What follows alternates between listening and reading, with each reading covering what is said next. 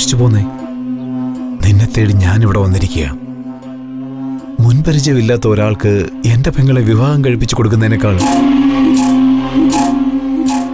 കൊച്ചുനാൾ തൊട്ടേ എന്റെ കൺമുമ്പിൽ വളർന്ന അർജുൻ എന്റെ പെങ്ങളെ കൊടുക്കാൻ ഞാൻ തീരുമാനിച്ചു. മുതലാളി, ഈ തീരുമാനം തെറ്റാണ് മുതലാളി. ഇല്ലില്ല,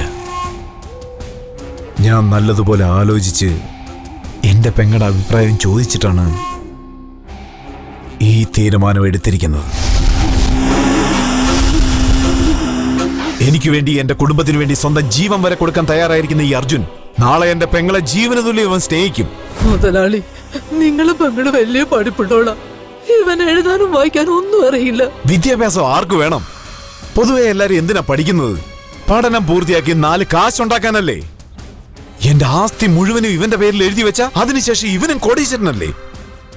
വിവാഹം കഴിഞ്ഞതും ഇവന്റെ തലയിലെഴുത്ത് തന്നെ മാറും. വേണ്ട മുതലാളി, വേണ്ട. ഇതൊട്ടും ശരിയാവില്ല. ഒരു പ്രശ്നവും ഇല്ലെന്നേ. ഇപ്പൊ തന്നെ എന്റെ പെങ്ങളുടെ നിശ്ചയം നടന്ന് കല്യാണം തടസ്സപ്പെട്ടിരിക്കുക. ഇനി ആരെങ്കിലും അവളെ കല്യാണം കഴിക്കാൻ തയ്യാറായി വന്നാൽ തന്നെ അവൻ എന്റെ പെങ്ങൾക്ക് വേണ്ടിയല്ല, സ്വത്തിന് വേണ്ടിയാ വരുന്നത്. അങ്ങനെ ഒരാൾക്ക് എന്റെ പെങ്ങളെ കൊടുക്കുന്നതിനേക്കാൾ അർജുൻ പോലെ ഒരാൾക്ക് കൊടുക്കുന്നതിൽ ഞാൻ സന്തോഷപ്പെടുന്നു. സമ്മതിക്കേ, ദേവി ഏത് നിങ്ങളുടെ കാല് പിടിച്ച് ഞാൻ അപേക്ഷിക്കുക. മുതലാളി, എന്റെ കാലിൽ വീഴ. അപ്പൊ ഈ കല്യാണത്തിന് സമ്മതിക്കണം.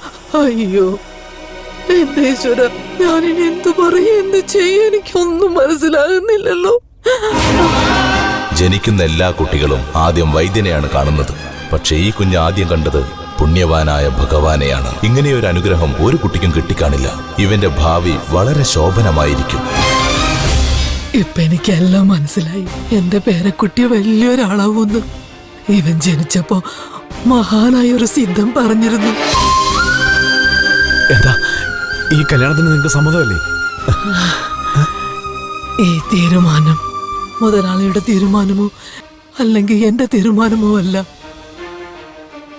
എല്ലാം ഇവന്റെ തീരുമാനമോ.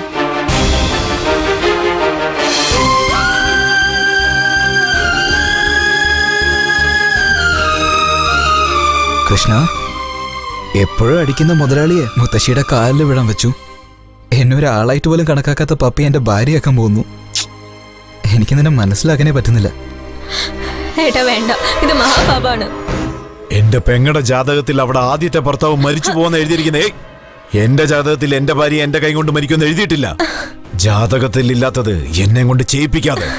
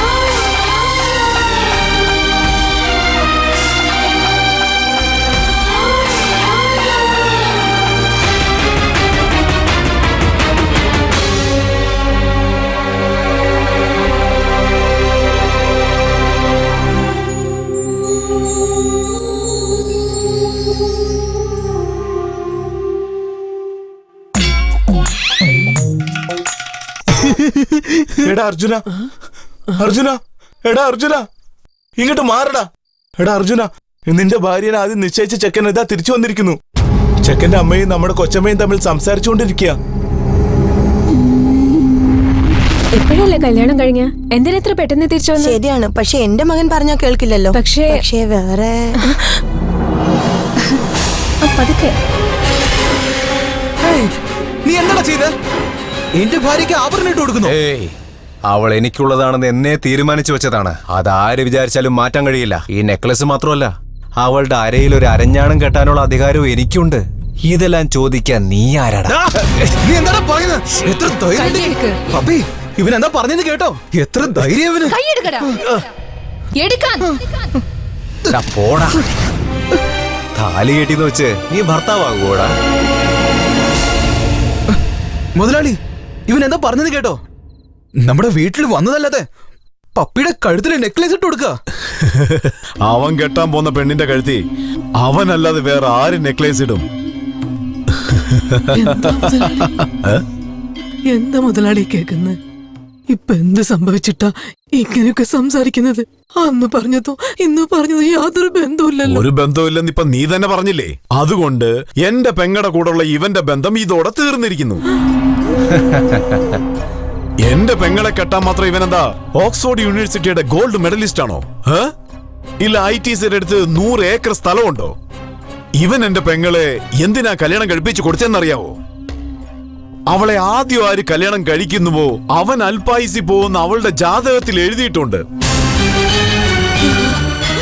അതുകൊണ്ടാ ഇവനെയും കൊണ്ട് കല്യാണം കഴിപ്പിച്ചേ.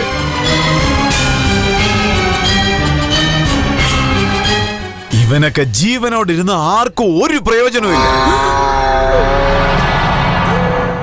എന്റെ വീട്ടിലേക്ക് പ്രേം വരുമെന്നറിഞ്ഞാൽ ഇവനും വരുമെന്നുള്ളത് കൊണ്ടാണ് ഇവരെയൊക്കെ വിളിച്ചോണ്ട് വന്നിരിക്കുന്നത്.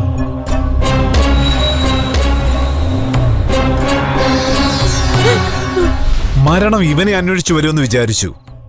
പക്ഷെ ഇവൻ തന്നെ മരണത്തിനെ അന്വേഷിച്ചു വന്നിരിക്കുക. എല്ലാവർക്കും കല്യാണം കഴിഞ്ഞ ഉടനെ ആദ്യ രാത്രിയാ നടക്കുന്നത്. പക്ഷെ നിന്റെ കൊച്ചുമോന് കല്യാണം കഴിഞ്ഞ ഉടനെ മരണാന്തര ചടങ്ങാ നടക്കാൻ പോകുന്നത്. ഏയ് കൊല്ലടാ അവനെ.